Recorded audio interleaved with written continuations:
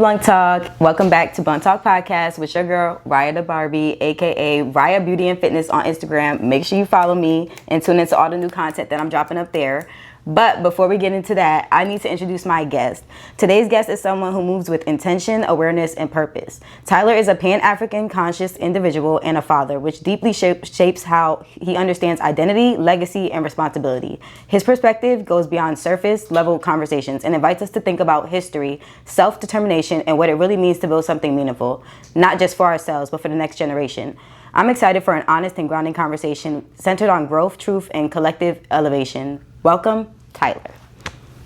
Peace, meaning positive energy always creates elevation.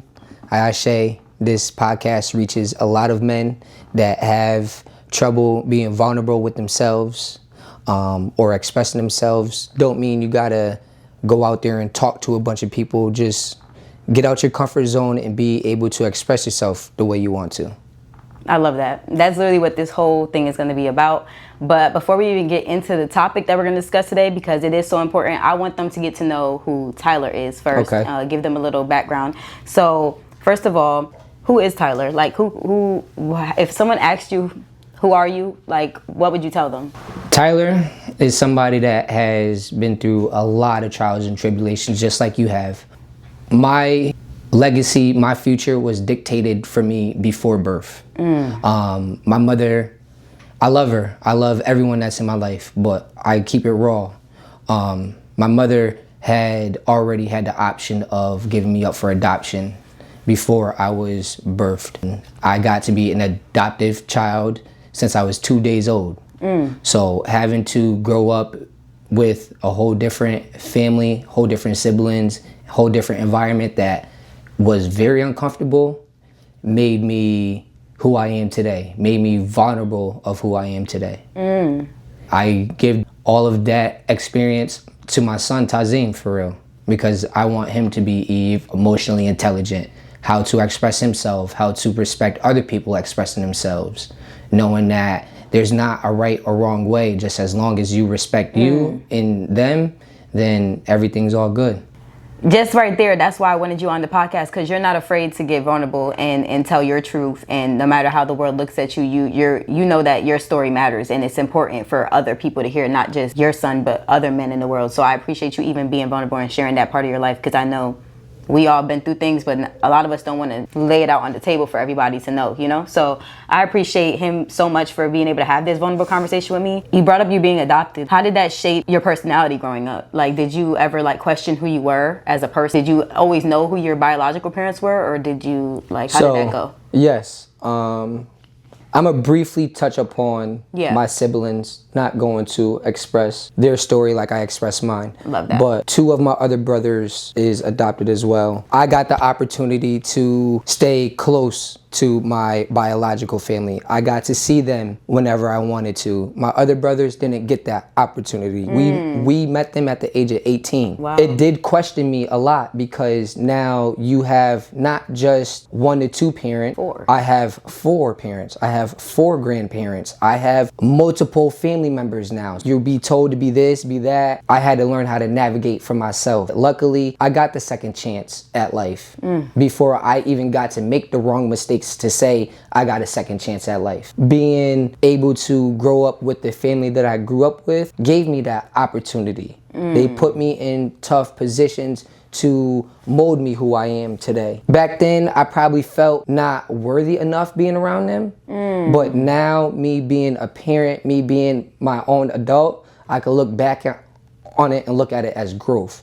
Look at it as opportunities that was presented to me at a young age that if I had now, I probably wouldn't have cherished them as I am now. That's real. You had to learn how to navigate through your own lens. You have all these perspectives in the way, you have all these opinions, personalities, even role models. Which one do I want to follow? Which person do I admire? Which person I don't really want to take advice from? You know, that's quote something you unquote, learn. who is telling me the truth? Exactly. Who's being real with me? Who's really showing me the truth about life and where I should be going? And another thing you said that I resonated with is sometimes you come across people or opportunities and you're at the wrong time in your life. You're at the wrong space in your life and you don't have the knowledge or the experiences to be able to move through it correctly. And then you end up messing up that situation for yourself. You, like you said, you're happy that you didn't get to a place where it was like, damn, I messed up too bad. I done messed up this whole opportunity. Adopted parents that care about me, they do little things to put me in position. It's like, thank God I didn't do nothing too drastic to mess that up. So I like that you touched on that. Most people can't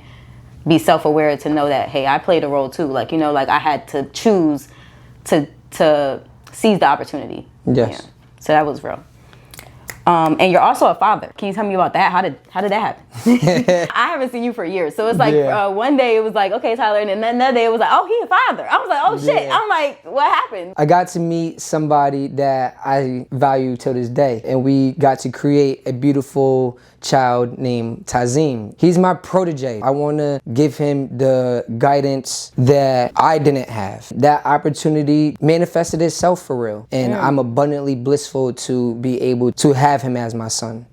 Because if I didn't have him right now, I don't know where I would be. That comes with the worst thoughts that could be manifested. But luckily, it's not that. It's the opposite. I get to be as present as I choose to be in his life. I get to dictate what I want to educate him upon, lead him a certain way. It looked right in my eyes. May look wrong in someone else's, but me showing up, me being present, me being active is the main thing that I've wanted from my dad, which my real dad, I never knew. I grew up with an adoptive father, and it's touching to speak upon him. Yeah. Me and his relationship had to grow over the years, but he was still there. He still took care of the household. So it was amazing that I could still cherish him, give him his flowers while he's here, because I can't give my real dad his flowers for giving me life. So I love being a dad. First of all, your son is kind of like your motivator, like your fuel, the fuel to your fire. It happened for a reason. Without him, maybe I wouldn't be the man I am. And I feel like sometimes things don't happen maybe when we planned or when we wanted it. Like we didn't dream about, oh yeah, I'm gonna be having a baby, and then, you know what I'm saying? Like we don't think things are gonna happen the way they do, but then they do. It always seems to work out. So that's why I feel like it's a big thing to like, things don't always go as planned, and that's okay to be upset about that, but never dwell in those feelings. Always push past and persevere, because you never know what God has in store for you and why he put that opportunity in front of you at that time. You never know why he took the opportunity from you at that time. Everything happens for a reason, and just keep persevering through whatever struggle you're facing, no matter if that's something you pictured happening or not, you know? How do you becoming a father like deepen or like shift you over to your Pan-African consciousness? Because I really admire how like conscious you are, and like I really want to get into like the spirituality, the grounding. Like I see you do a lot of stuff that I've always wanted to try myself. Did you becoming a father push you more into like trying to learn more about yourself? I had Tazim around COVID time. COVID made people isolated. I distinguish isolation and solitude in two different aspects. Isolation is something that is forced. Solitude is something that you give yourself. When we were forced as a whole to go into isolation, it made me start watching a lot of stuff. It made me start reading a lot of stuff. I started resonating with a lot of things that I've been feeling on the inside that I've been suppressing just because of how my life was doctrinated, how it was controlled for me. And he makes me go harder in educating him, because there's a right side and a wrong side to things. It's a yin and a yang. I get to now learn myself. I get to learn about my culture and our people, and be able to embrace that within him, for him to embrace that within all his friends, all his people that he's going to meet. Allow him to leave a more heavier impact on people's lives than the norm. That's real. That's real. A lot of people need to really be more intentional about parenting. I say this all the time. They don't realize how much education should not only come from public school. You know what I'm saying? Like, and that's why I don't shame people for sending their kids to public school. I get sometimes you have to, but I feel like if that's the case, you also have to incorporate your own level of education, because you have to be able to combat those distinctions. We all know not everything we learn in books is true, especially in public schools. You as a parent have to do your own research. You need to learn your own culture. You need to learn who your people are, and instill morals and values into your child, because they're not going to know who else is going to teach them, you know, like who else is going to care enough to teach them. That's big, and I see you do that all the time. Like I see you really incorporating him in all the things you do, not even just the consciousness, but just like how you work out. I see you taking him on runs with you sometimes. I see you taking him to do things that I feel like a lot of men don't realize is important, especially when you have a son, because you're teaching him how you go about your day. You don't sleep in bed all day and lay there. You're like, okay, I'm getting up, son, look, we're gonna go do this. We're gonna go grocery shopping. We're gonna go to this. We're gonna, like, you're teaching him how to be a functioning, positive human being in society, and that is very, very detrimental and important for his development. It's very, very important for him to see that not just women cook, not just women clean, not just, it's just like a lot of things that you're pouring into him. It's things that he's gonna need to learn, like when he's a grown man, and it will help him be a better person in other people's lives. So I just want to give you your flowers with that, because I don't know if enough people tell you like how good of a dad you are, and I can see it through a screen. So I feel like you should get your flowers for that. I appreciate that. Yeah. And not to sit here and think I know everything or my educational skills with him is at 100%, because it's not. It's still times that I'm learning with him to how to teach him something. Not to be, this is just what it is and that's just what it is. It's a way that you perceive it. It's the way that you give it. It all takes time over the course of life, of raising a child. To this day, my family, my siblings that's older, my parents, my aunts and uncles, they're still teaching me things that I incorporate in Tazim's life. So that doesn't mean that once you reach a parent and you start teaching your child, that doesn't mean that you stop growing. You reach the max level just because you got there. You're still getting there. That's real, because a lot of parents think because I had a baby, so now I know what it is to be a mother, and nobody else can tell me how to do better, or nobody else can tell me. And I feel like that's why a lot of people end up in bad situations. It's one thing to have a child, and it's another thing to raise a child. And that's why I keep telling people, a lot of people can push babies out or give away their semen. That's how you create a baby, but how you raise a baby is what matters. And I feel like a lot of people lose the grasp of that. Okay, I created him, so I already know what I'm doing. Anybody can do that. You need to take the time to look inward and see what you need to work on, and see how you can do it. Self-reflect, and like, don't make it all about just wanting to be right. I'm the mom, so I'm right. Like, no, find people that you admire as parents, and be like, how do you manage these tough situations? How do you manage, hard days going into school? How do you manage this and that? Like, don't be afraid to ask questions. And I feel like that's something a lot of people are scared to do as parents. They're scared to be judged, so they don't want to ask questions, or they don't want to take advice.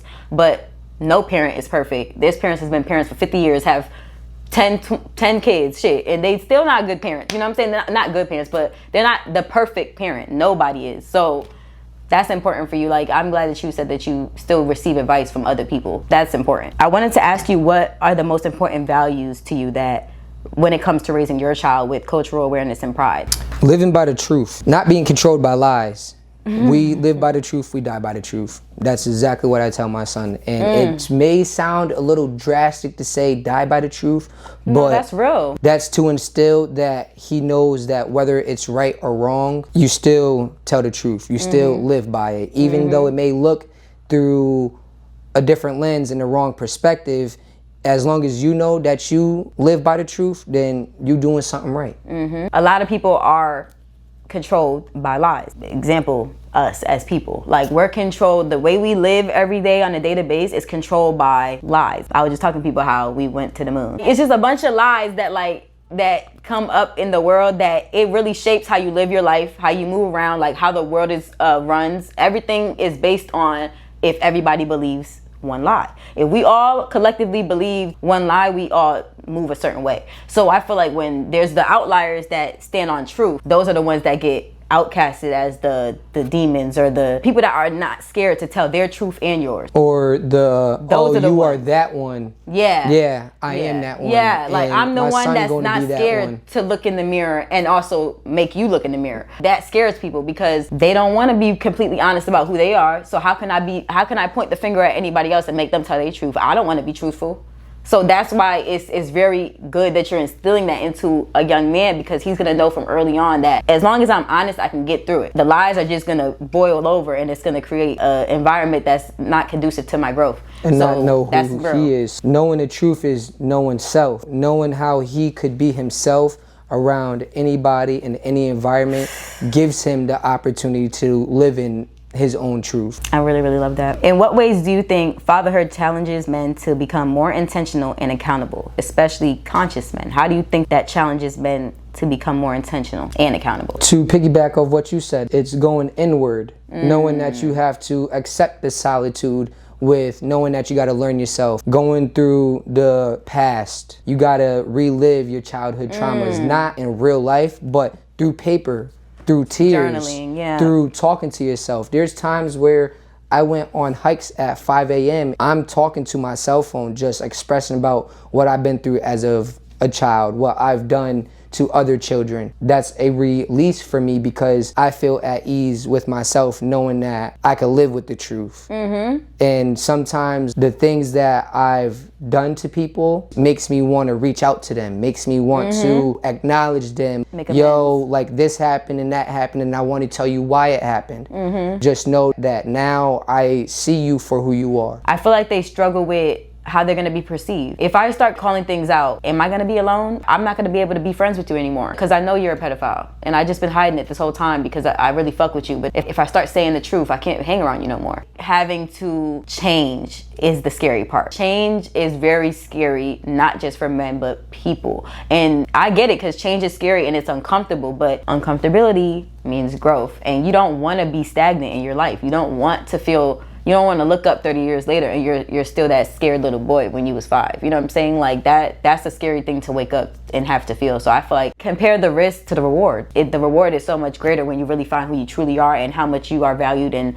how much you really contribute to society when you reach your highest potential. Even you doing some of those Instagram posts sometimes I be needing to hear what you're saying. Like some of the things that you be saying, you don't even realize that maybe the reason why you're thinking to say that is because somebody out there needs to hear it. There'll be times I go out and watch your story and I'm like, I was just in this type of situation and he's speaking everything I was thinking, but second guessing myself and if I handled the situation right. If I was wrong the whole time, it's like, nope, I just needed to hear that, you know? Like, so that's real. I think it's a lot. Change is inevitable. Change is always going to happen, either good or bad. It's how conscious you be about it. I wish I knew that. Growth don't come without pain, and pain don't come without growth. And that goes in both aspects, good or bad. Just how consciously you be about it. What advice would you offer fathers who are just beginning their journey into consciousness? One thing that we was told as little boys growing up is to always be tough. One thing that I got to have from 7th grade to graduation and even after graduation is a therapist. I've been able to sit there and talk to my school counselor from 7th to 12th grade, but my therapist has been in my life since 9th grade. And I'm not seeing her right now, and it's something that I have to start seeing her again because it helps me, again, be vulnerable, express myself, live in my truth. That's where we neglect talking to people because of the portray on men always having to be tough, always having to put on that shield for not just themselves, but for other people around them. And if you can't see a therapist, I advise grabbing a pen and paper. Go, y'all make music. That's a form of expression. That's a form of journaling. So now I would say go out in nature with it. Go sit with Mother Earth. Go sit with Father Riah. Obtain all of that energy that is going to be abstract in you for you to abstract that negative energy out of you on paper. And even if you don't want to share it with the world, that's okay, as long as you share it with yourself. At the end, once you write it down and you have some form of relief, you let it go. You burn it, you let it fly away, you put it in a bottle, and you let it flow in the ocean. Because it's a form of letting go of what you've been holding on to. I wanted to try that too. Me and my best friend talked about doing something similar. Like I seen like this TikTok trend where they grabbed glass plates and they wrote all their traumas from childhood and all the things that they've been holding back and they've never expressed with people, and they broke them. I told my best friend, I was like, we're gonna do that this year because we don't even realize how much emotional baggage that we hold on to on the daily and how much we project that energy. I feel like if we really did like all look inward, we will find so much hurt and pain that we really haven't worked through. And if you just work through that, you will feel lighter. Like, I haven't unpacked all my trauma, but even like just the other day talking to my videographer, like we unpacked some trauma, and it was just very therapeutic for me, because these are conversations that sometimes you're ashamed to have with people. You're ashamed to tell people the things that have happened to you. You're ashamed to tell people that you were in a vulnerable or weak moment, you know, where someone took advantage of you. You're scared to tell people those things. It makes you look inferior or weak in your mind sometimes. That takes a lot of your power back, releasing that pain. So don't be scared to do that. To touch up on breaking things. Shout out my man Evan. Shout out my brother Evan. He's my childhood friend. We've been through so much trials and tribulations. Evan? Evan or Eben? Evan. Oh, but okay. Shout out Evan too. No, I was about to say, I know who Evan is. I was like, I don't know who Evan is. Yeah. But Evan, we used to go in the woods, and this is when we was children. We didn't know form of expression, but now I get to look back on it. I really appreciate love his presence, because we went in the woods, we grabbed bottles off the floor, and we used to throw them at trees, just breaking them. It was a form of us releasing the anger, and we didn't even know about it. Didn't even realize that's what you were doing. Yeah, and I'm like, yo, that was so therapeutic at the time. Like, definitely do that. For sure. I also want to do like the rage room thing, where they had you break the tables and shit. Like I will fuck some shit. I got a lot of anger in me. Like I'm ready to do that. So yeah, maybe we should do that. It's needed. For sure. Last thing before we get, I have about 2 more before we get into the topic. As a conscious Black man and a father, how do you navigate your own mental and emotional health? So in a world that often expects you to be strong and quiet, how do you, on the daily, we talked about a few things like you running. I know you're a part of a run club. Yes. But, shout out soulmates. Yeah, shout out to y'all. Thank y'all for doing what you do. This is very important to start things like that, uplift the community and have them do something positive.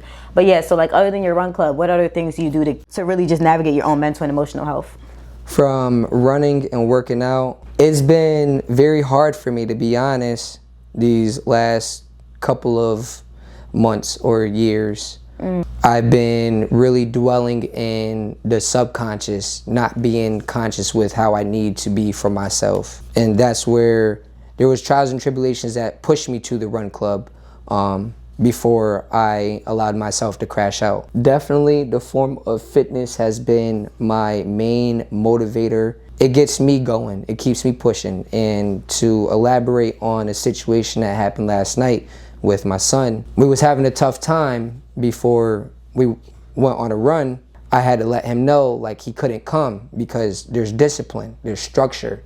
When your actions is not meeting what it should be, then there has to be discipline. There has to be structure. So I was upset that I had to leave him on a bad note, knowing that tomorrow not promised. But I made sure that I made it home. But when I got to that run, I usually talk to my soulmates. We check in with each other mentally. I had a few people check in with me, and I appreciate love that. But I went there with the intent of not speaking to nobody because of what I was going through at home. So I showed up physically to, I'm gonna say it raw, I showed up to put myself in the casket. Not physically, but mentally. I knew I was hard on him, and I'm like, if I die, I die. And I meant on the run, meaning if I throw up or I stop because of how hard I'm pushing myself, then that's what I need to do. It's not that I go hard on him and then I go easy on me. No. If I'm hard on him, I'm hard on myself. And that's what it has to be. That makes me accountable for my actions. So at the end of the run, I shamed when I got home that my son would be up. So I could talk to him, so I could show him I was wrong in some aspects. I know that me being a structured father for him, that I know sometimes I could express very loud. I could yell, I could be hard on him, and I could see it through him. So making sure that me and him went to sleep knowing that we talked and we hugged it out. I kid you not, I walked in the house, he's like, "Dad, you home?" I'm like, "You're up?" "Yeah." And he came to me, I hugged him, and we talked about it. That's what I loved, because I would have probably went to bed upset. Not knowing that maybe I wouldn't wake up from my sleep. That's real. That happens. It happens. For real. People don't talk about that enough though. Like they don't realize that Every day is not promised. Treat the people that you love with respect and show them that you care about them. Tomorrow is not promised. I don't went to school with people that went to sleep and never woke up. You know, like one day they was there and the next day they wasn't. That is so real. You really don't know when it's your last time on earth with somebody. So you do. Literally. That's important for parents also. They always have that saying, like, I brought you in this world, I could take you out. You shouldn't want to take them out. You should want to make them the best human possible. That should be your only goal. That is so real for you to express how you felt the remorse and you were able to take accountability and address that with him. Say the words, I'm sorry. I have never heard those words from my parents ever in life. And I'm sure a lot of other adults can attest to that. It's very hard for adults to tell their children, even when they're adults too, that they're sorry. That's admirable. And a lot of men should learn from that. A lot of parents should learn from that. Don't be afraid to apologize to your children when you mess up, because people mess up. And that's a part of you teaching them how to address things when they mess up in life. But we're about to get into today's topic. And like, I really want to touch on this because, again, like, black men are a big part of my life and who I am. I came from a black man. I have black brothers. And I know firsthand the importance of having positive black male role models. I'm also not ignorant to the fact that black men have been targeted socially and systemically for decades. I am not here to point fingers. I'm here to bridge the gap and seek understanding, as well as educate women and men on the invisible ache these black men deal with on the day-to-day basis. What better way than to have a black king himself share his views and knowledge? That's really why I wanted you here, because I want to have a vulnerable conversation. First question I wanted to ask you was, when you hear the phrase black men's mental health, what comes to mind for you? And I'm sorry, I know you don't smoke, but I have to spark my split for this. Gotcha. I'll get to rambling. Not to express. Always having to be tough. That has to be changed, because black men, as melanated brothers, we are the leaders, not just in the homes, but in the communities. To be the leader in the community, you gotta be a leader in your home first. Sure. And Preach. That comes with a whole lot, for real. And we never know what a whole lot is until we start walking in them shoes. Literally starting to express ourselves through whatever, music, writing, art, talking to somebody, being on a podcast, being able to talk to your family members about things that have happened. So men's mental health is very important. We should not neglect it and not resort to the easier options: drugs, alcohol, partying, streets. There's a lot of consciousness going on that I see on social media right now of a lot of brothers starting to work out together. And that's powerful, because when we can control our destiny and we come together, we're uncontrollable. We are already feared. So when we become ourselves and live in our truth and know how to express that, our expression is more feared. They want the control. They want the silence. They want us under a spell. They want us intoxicated. They don't push sobriety in our neighborhoods like they push sobriety in the Caucasian neighborhoods. What do you see in a black neighborhood? That's real shit.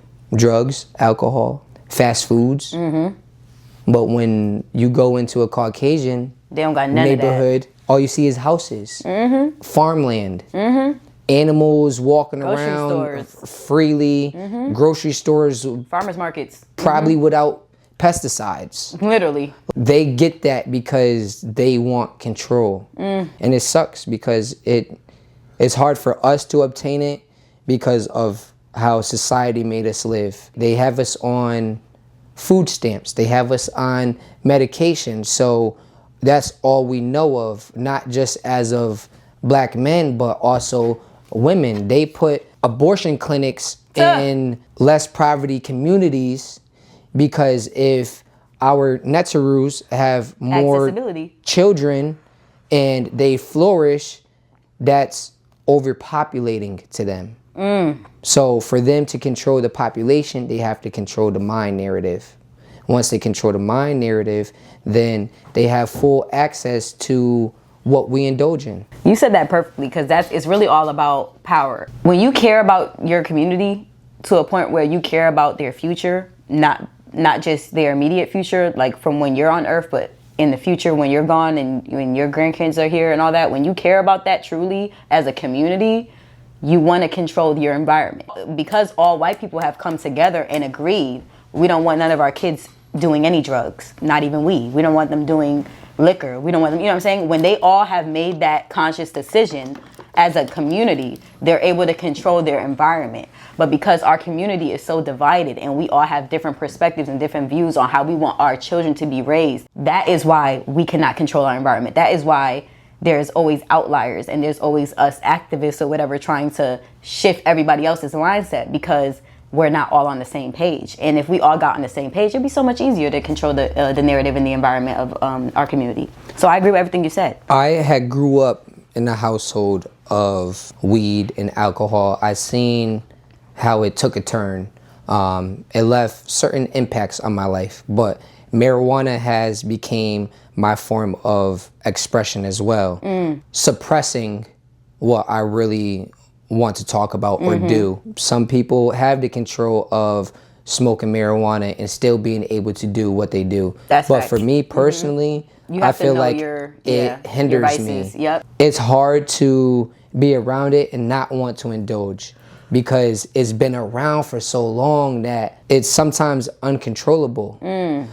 There's times where I stopped smoking. I said it was for certain reasons, and then I went back to smoking. I didn't have control over myself, mentally or physically, to say no or don't pass that to me. Or be around people, those are my people, and they do what they do, and then I feel like I have to indulge to be around them, or feel worthy to be around them because we do the same stuff. Yeah, I seen something like that too. Like, you'll be surprised, like when you start to grow, you'll realize who you were just around because you guys either trauma bonded or you guys have a addiction that you have in common. It's almost always a negative bond. Like, it's like a trauma bond is a big thing. It's a big thing. Like, we both been through the same things. We fill each other's void in that way because we're able to see each other in that instance. And I feel like we have to learn to grow with people. It's okay. Maybe it's okay to start that way, but I feel like it's very important to acknowledge that this is a trauma bond and that we need to grow from that. Once you acknowledge the trauma bond for what it is, then you know what you need to do. And I've learned trauma bond through the worst time of my life. I learned it through a video. There is a bird that will help another bird but enable the bird from flying. The bird picks off supposedly parasites or bad things off of them, and then that bird isn't able to stand on its own because the other bird hindered that bird from flying. Damn. So the people around you really do. Once I learned the trauma bond for real, that's why I'm putting the weed down now, because it allows me to see what is valuable to my table or what is a liability to my table. And a liability is the trauma bond, because we'll put up with people that we care about because we don't want to see them do wrong or go down the wrong path. So we put up with the negativity that they put out there in the world or put out there in your home environment. But healthy boundaries is necessary. I agree. I was also just speaking about this. I speak about a lot of these things all the time because these are important things to speak about. But what you just said is important. Having people around you that accept your growth, because I go through phases where I quit. And I remember the first time I made a conscious decision to quit, I was nervous about my best friend in our relationship. I was nervous about my siblings in our relationship. Certain people that I hang out with that we usually do that when we hang out. And not that that's all we do, but is a part of what we do when we hang out. But that's because we both were smokers. But I was wondering, like, how is this going to change the dynamic of our friendship? And it made me nervous. But I said to myself, this is worth me finding out now. And I did it, and I was shocked by a lot of the outcomes because, one, my best friend was very supportive. It gave me a new sense of, wow, there are people out there that even if they're not ready to grow, they're happy to see you grow. You know, like, and I felt like that is so powerful it's a powerful experience to have, and I feel like everybody should try that. Even if you're not ready to fully let go of something, try a trial, because that will, like you said, enlighten you and open your eyes to the connections you have and the people around you and what is not suitable to your growth. So I feel like that is important, to really just try things out, try to change your bad habits, anything you don't like about yourself, try to just shift from it and see how your environment changes, see how your mindset changes, and see if that's really what was stopping you the whole time. Because sometimes it's really just one thing that you got to remove, and it can open up a whole new perspective. Open up a million doors. Open up a million pathways. Real talk. Was there ever a moment when you realized your mental health really needed attention, and when did you realize that? COVID. COVID from 2020 to 2023. I'm not going to get too deep into the relationship problems, but that. The relationship that I was having was putting a mental strain on me. I would go to work every day, and what would it feel like driving over 100 miles per hour and hitting the wall? What would that feel like? Who would miss me for real? Thank you for really touching on this. From 2020 to 2023 really made me consciously activate myself, care about me, put myself first. You can't love somebody else and care for somebody else if you're not loving you and caring for you. And that goes with everything from being in relationships, dealing with your family members, friends, to even parenting. If you can't love yourself properly, how can you love a child properly? How can you love yourself to educate yourself and do that for a child? It goes for everything. Once you start taking care of you, putting yourself first, not caring who is going to stick around, because the ones that is going to stick around is going to accept the new you, the you that you believe in. The ones that is not going to stick around is the ones that only wanted to keep you in the frame for real. The ones that still see the old you and not the new you. So knowing where to put that line in the sand and say, I'm done tolerating this, I'm done putting up with these people, I'm done indulging in this stuff, then that's when you have control. Or start to have control. That's so deep and real, because a lot of people have those thoughts. I've had thoughts about, like, if I was worthy of being here, if I was gonna be missed. Like, I would have those thoughts too. I feel like that's really important for you as a man to speak on, because a lot of men don't speak about that. Like, how they come home sometimes and don't feel valued, they don't feel seen, they don't feel understood, really emotionally cared for. A lot of times we push their emotions to the side, or we tell them to just, you gotta keep going, you gotta keep doing this, but really it's okay sometimes to take a step back and look in the mirror, take a break, and really pour into yourself. It's not just women that have to pour into themselves. Men need to pour into themselves as well. That's why working out, getting with nature, having alone time, limiting sexual interactions and making sure they're meaningful, those are all things that pour into you as a man, because you're valuable as well. And I feel like we don't teach men how valuable they are as well, how precious they are as well, how precious their bodies are as well. And this is something I speak with a lot of men about, because I notice how hypersexual a lot of these men are, and they make an excuse for that. And I feel like that's why a lot of mental health is also a risk, because you don't realize how much energy you're exchanging with other people as well. And that literally brings me into my other question I had for you. Like, how do you feel hypermasculinity and hypersexualization play into how we deal with emotions as men? How you deal with emotions as men, sorry. This is a tough one, but we're here to be bluntly honest. I grew up with DVDs in the household that was very explicit, and I had access to it. So when nobody was home, what was I doing? I wasn't turning on Comcast. I was popping in the DVD for real. Oh my God. So it's something I battle with till to this day. Do you feel comfortable speaking on how young were you when you first ever introduced to sex? Not even physically, just like seeing it maybe. Seeing it was after physical. I was physically involved in it before I seen it. And that happened between the age of 7 to 13. And that put a mental strain on how I view myself and how I view women. So I have to acknowledge that. And this is the first step that I'm taking out loud with it to express to y'all, because it's been swept under the rug for so long. It do make me feel, opening up does make me feel less, but it's not to feel that way. It's to feel the vulnerability that comes with it, because there's other men that has been through that. There's other men that have been touched in ways that they feel that they need to be silent about, whether it's from friends or family members. With me, it happened in the household.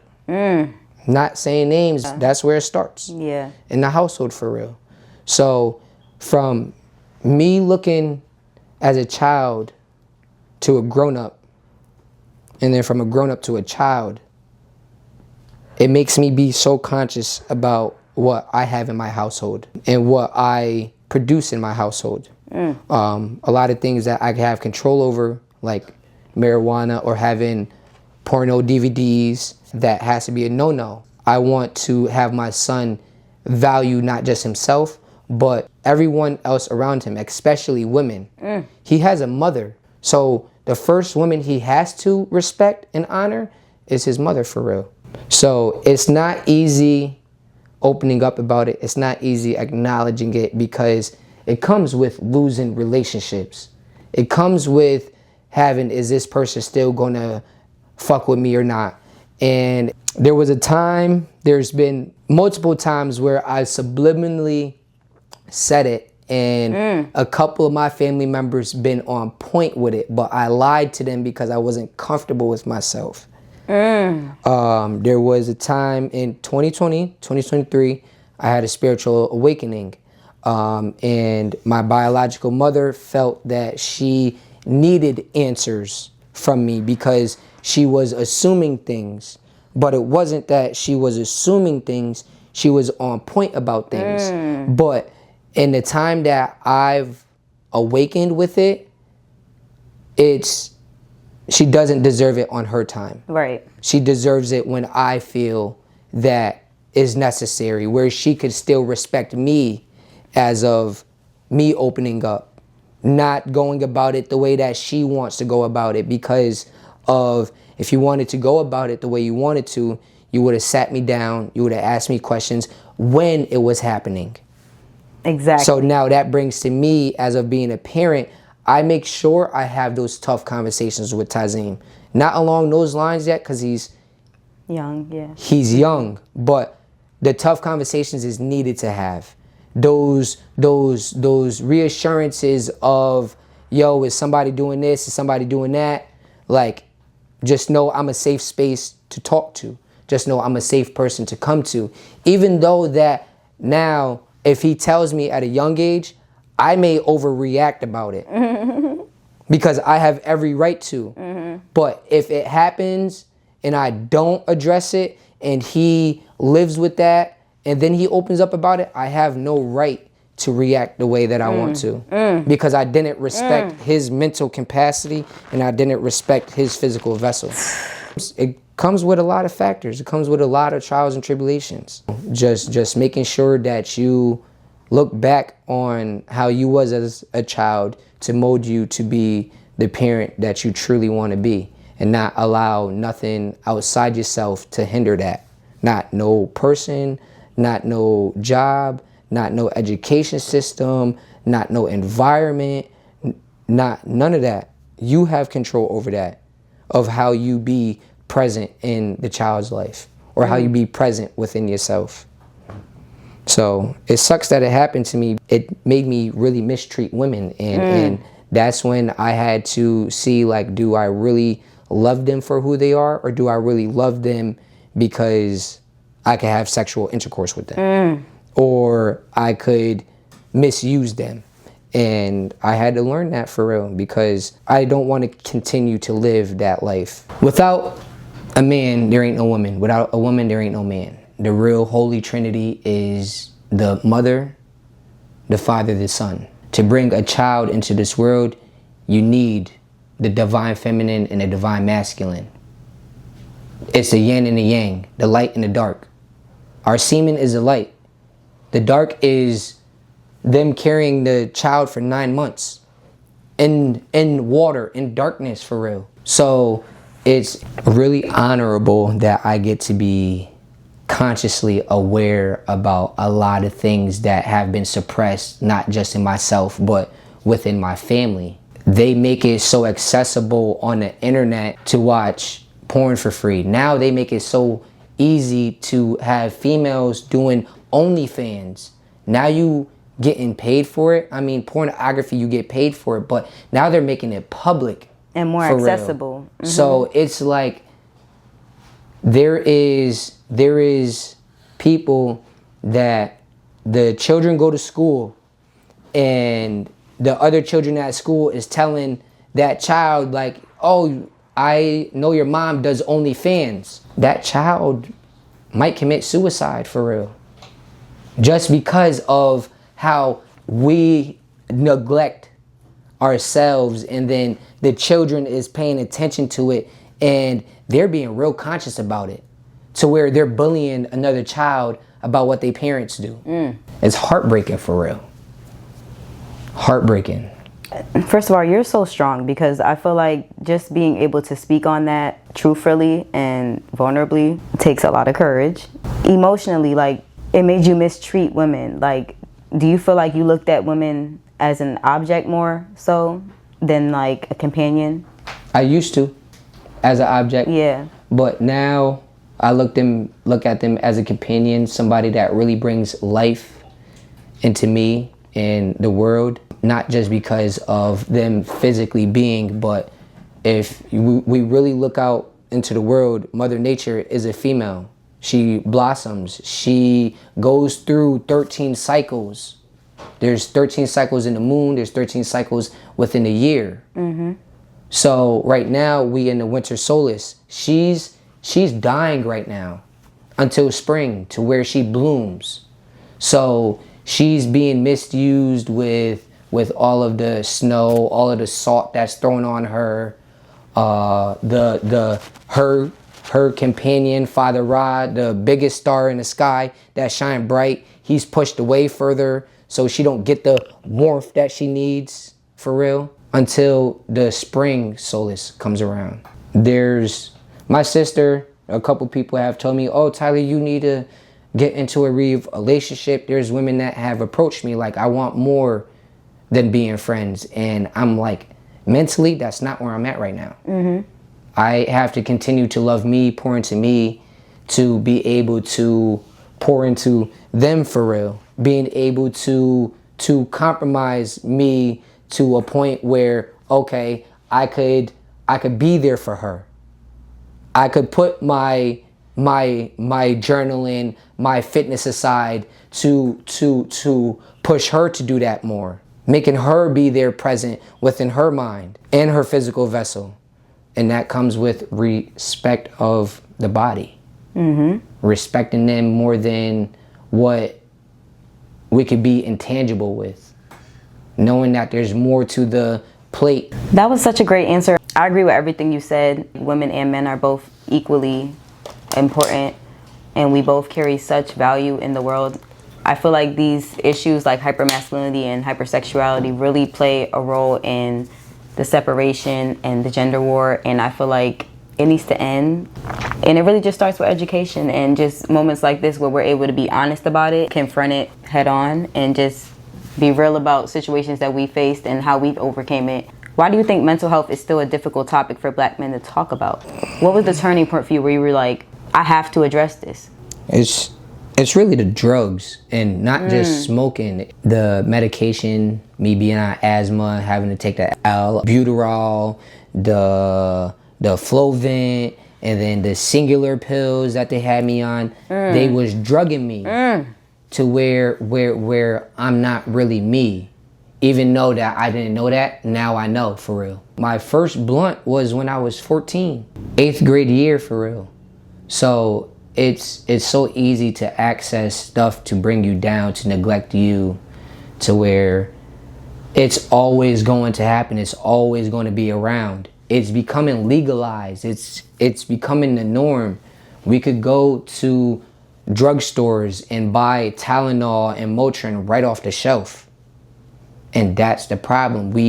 They neglect natural remedies, natural things to heal, because when they don't get a profit from it, they ain't going to benefit from it. They're going to collapse. When we resort back to our natural selves and our natural remedies, now we could do that off of Mother Nature. To derail for a second on a whole different topic, all of the trees out in the world right now in the United States is male trees. There's no female trees. And I say that because there's no fruit to bear from them. That's another problem. If we don't got no fruit to bear from the natural resources on Earth, how are we going to know that that's the right path?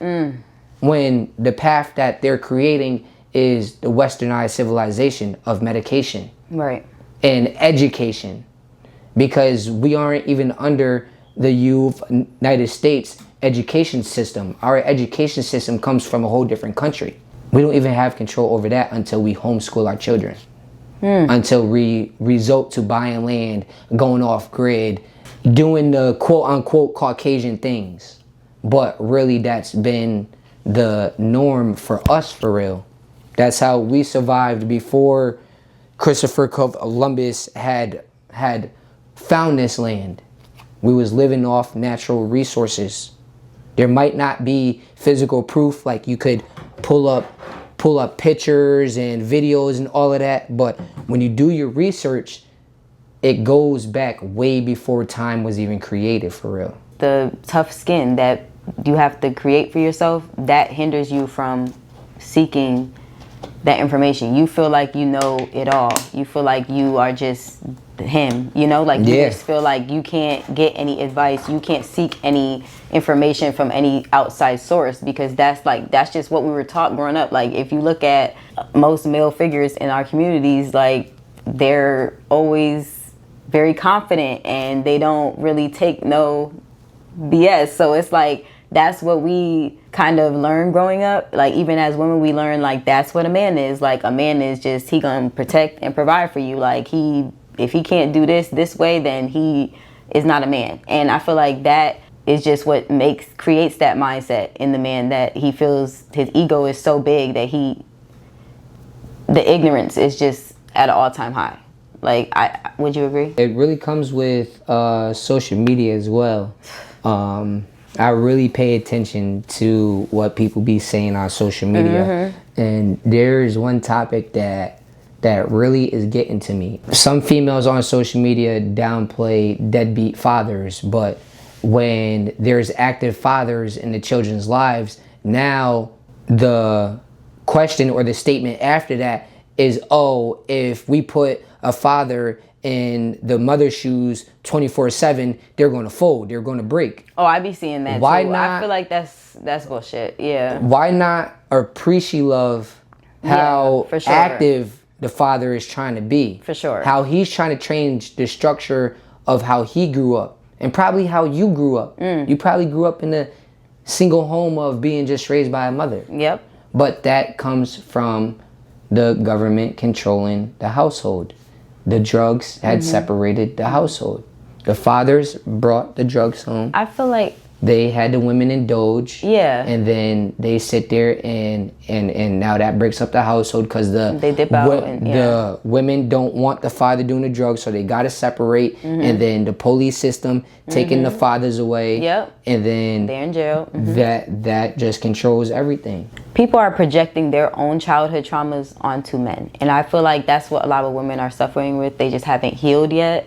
And because I don't agree with that statement at all. I know a lot of full-time dads. I know dads that have full custody of their kids. Like I know good fathers. I didn't know good fathers growing up, and I'm not gonna lie, I used to have maybe that mindset. I've never been the person to like really shame people or like be on social media like saying things like that to people, but I am aware that I've used to have that mindset, and I feel like it just comes with growth and experience and just maturity, that you realize men and women are both equally important. Like I said, especially when it comes to raising a child, there's circumstances where a man will have to take up a full-time position, and they're more than capable of doing so. Comments like that is what make men not want to be a part of a child's life, because you make him feel like he's less important than the mother. A mother is very important, and we cannot devalue the time and love and care and nurturing a mother really brings to a child, but you cannot devalue the man. Like, the man is very important. If he wasn't important, you wouldn't see so much strife and pain in the black community right now. Like, you wouldn't see it so much with the children growing up now. Like, you can tell they're traumatized. They're hurt. We bring protection because the black father is not in the home. We bring protection upon the household and the community. There's some issues happening at my at school with my son, and I've been addressing the problems, and the vice principal told me she loves and she sees how active I'm being, how structured I'm being, how disciplined I'm being, making things aware. That's the first step. Just knowing that no matter what image is put onto us fathers, that we still be who we want to be. And sometimes that's even hard because there's things put in place, child support, there's visitations that you gotta have, so it hinders the father from being who they really want to be for the child. So now when he gets the opportunity to be with the child, it's like they don't know how to be because it was dictated for them. So then they get blamed for not knowing how to be a father. Yep. It's like they start to feel like they're damned if they do, damned if they don't. And I feel like that's what women have to start being aware of. They have to be aware of creating a space where you're gonna let it be comfortable. Because let's be real, there's some bitter baby mamas. Like, come on now. Like, there's a reason why some of these fathers give up. And I'm not saying you should ever give up on your children, because I know men that have fought for their children and won. So you need to fight for your children. If you have a bitter baby mother or whatever the case may be, I don't want to hear the excuses. You have a right to go to court just like how she does, and the only difference is that she show up and you don't. That is the difference. You need to show up and fight for your kids because they're worth fighting for. You need to be in their life and you're important, but I feel like they get told a lot that they're disposable, or like, Miss Independent, I could do it by myself. But it's like, you need to be aware that that's what you're projecting, and then that's what the energy you're going to receive. It's just inevitable. So eventually they're going to give up, you know? We talk a lot about protection and provision, right? But we don't talk about the emotional weight. I just want to know, how do you think black men can begin to create the safe spaces that we need to address the mental health issues in our community? Like, without all the shame and the opinions of everybody else, like, how can men, other men like you or other people that are consciously aware of this issue, like, come together and create a safe space for these men? I'm still learning that myself, but all I know is to be active, to be present. That's the first step. The other foundations as of structures, being able to have a safe space, meaning somewhere you could walk into, that has to come with building relationships with each other, starting funding for establishments, knowing that there's resources out there if we look for it, that we could get the funding, we could get the building. It's always about being present, being active. That's the only way it's going to change. If we look at the Black Panther Party, they were taking children in to where they would watch the children, they'll feed the children, they'll bring the children to school, and they did that off of their own strength. Not having public establishments.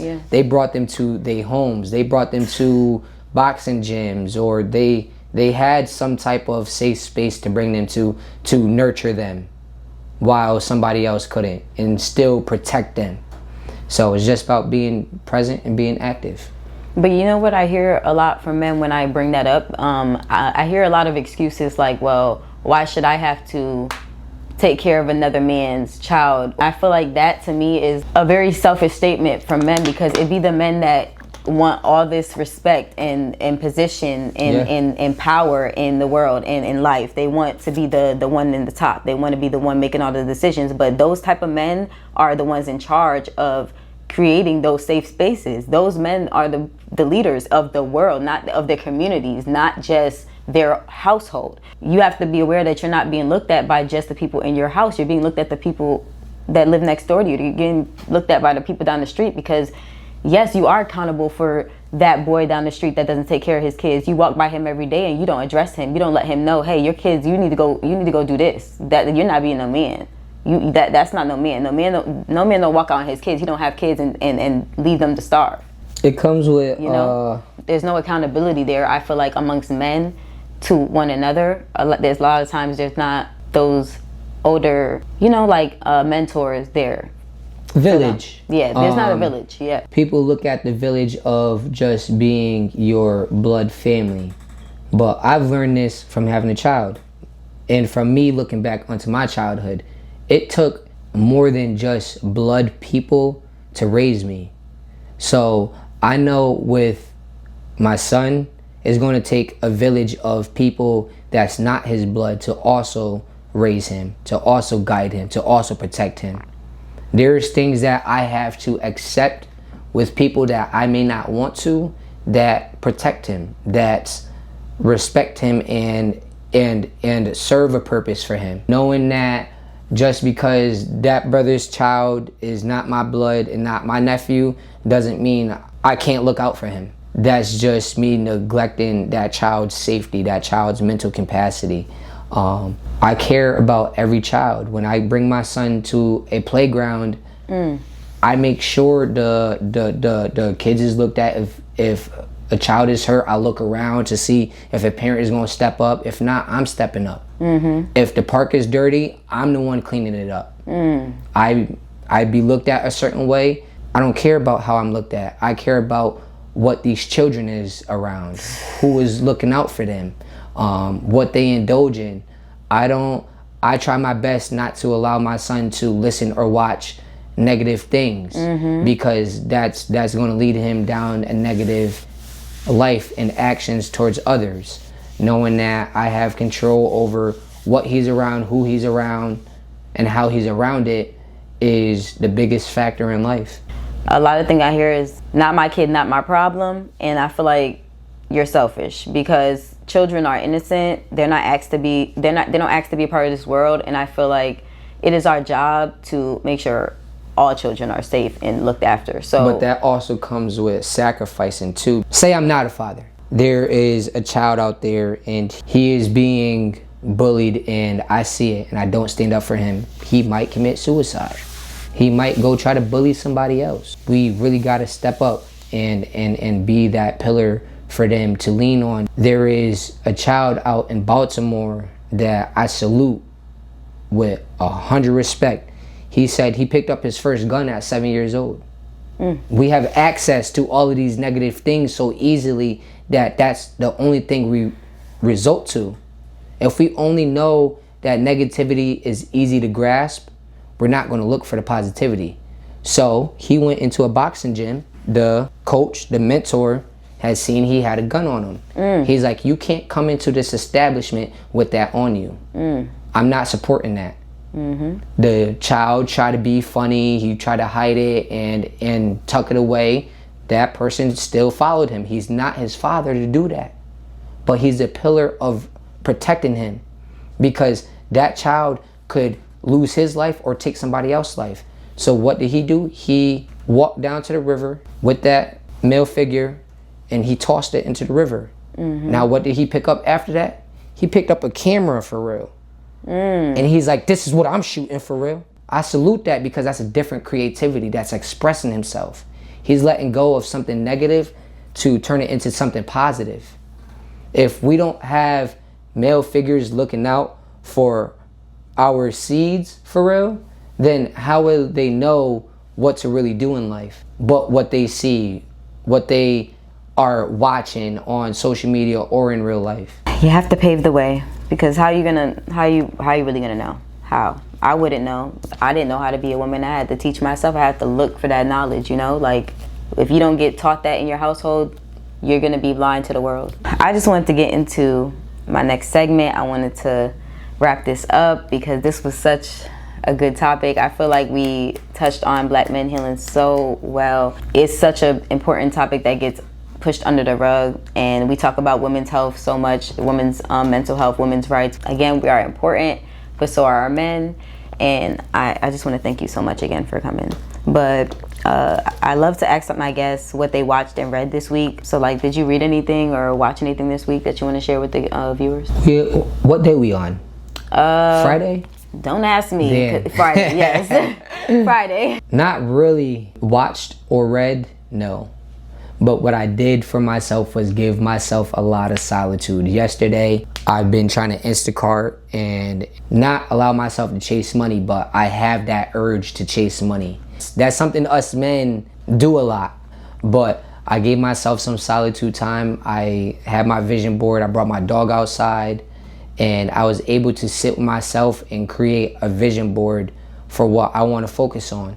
And I honestly think that's the first step, is allowing yourself to sit, knowing what you want to focus on. You got to write it down and do all of that. Reading and watching stuff is going to come into play. That's just along the way. Well, I was really just watching and reading the same stuff I've been watching and reading. I'm still reading the same book I was reading on the last episode, but I'm almost done. I got like one more chapter left, I think, or two, and I'm on to my next. This week, honestly, I've been catching up on my sleep because I've been working a lot, but I've been watching like documentaries and shit on like tigers and shit, like bear attacks and shit. Like, I don't know why, but I think it's because I've been wanting to get into hiking, so I gotta research and shit, you know, see what's good. But out here I should be good. It's like black bears and shit out here. It's nothing too crazy, but yeah, I haven't been watching or reading nothing new this week. But next week, catch me next week. I'd say what I've been watching a lot lately is investing. I watch Wall Street Trapper. I watch. Oh yeah, he's good. I watch Aristotle Investments. I watch Chris Sane. They all helping me be able to learn financial literacy, knowing how to play with the stock market and use it for my advantage. Even if I don't like the president, I still get to create a financial freedom system, not just for myself, but for Tazim and everyone else around me, knowing that once I learn that, I could give that sauce back out. So learning financial literacy has been like my main thing, because we need to become independent again. As a whole. For sure. Not just men, but as women too. Like y'all need y'all personal time. Y'all need more time with the children as well. Like, we all need that. Yep. Definitely need more time in the home. All right. I also want to get into self-reflection of the week. I like to ask my guests like a time this past week where your past self showed up, like something maybe that you've grown from, that maybe like something triggered you or anything, and like how did you overcome that, or how did you move past that? Last night. That was good. Last night I was yelling at Tazim, and I've got yelled at my entire life. Like, I don't know how many times I have got spoken soft to or reassured that somebody is sorry for their actions. Allowing myself to marinate in my own wrongdoings with going out on a run, having that be my pillar, because even through the run, I'm just not thinking of me, I'm thinking of Tazim as well. Like, I was crying through my run for him just because of how hard I was. Wow. So it's definitely something I'm definitely growing from. Thank you for sharing that. My self-reflection of the week, something I've grown from. I used to be like a very like snooty morning person. I go to work and like, you know, people saying good morning to me would piss me off. Like it was like, don't talk to me. Like, now. It's like, don't talk to me. Like I need time. Like, I learned to like, you know, like really ground myself before I go into different environments and collect myself and collect my energy and just be aware of how I project, what I project. It just helped me a lot. Like, I feel like this past week I went to work and I was a little snooty, but I caught it like kind of right when I did it, and I was like, damn. And I was like, damn, you kind of irritated. Was you snooty to a person? I was snooty to a person. Did and you apologize? he was just being nice. Like, he was just saying like, good morning, like trying to like hype me up for the shift. Like, cause you know, I work overnight. So it could be kind of like depressing if you do overnight, cause you know, it's dark and you know, everybody's tired, but he was trying, hype me up for the shift, and he was just like, "Good morning, Riah. How was your day?" Like, no, but kind of being animated, and I was kind of like tired because I was sleepy. I didn't get enough sleep, and I kind of took it out on him and didn't even really acknowledge him, and it was rude of me, and I felt bad immediately after. And at first, I was like, "No, I mean, I ain't gonna say sorry," but then I was like, "Oh, I feel bad." And I was just like, and he kept being nice, and I'm like, when somebody keep being nice, you just like. It really makes you think about your actions, and it's like I was self-reflecting, and I was just like, okay, I'm gonna apologize, and I was just like, my bad, I'm just sleepy, I'm cranky, and he was like, I know, Mariah, you good, and he's like, you good, whatever, and it's not that big of a deal to just say my bad sometimes, like it's okay to just fuck up.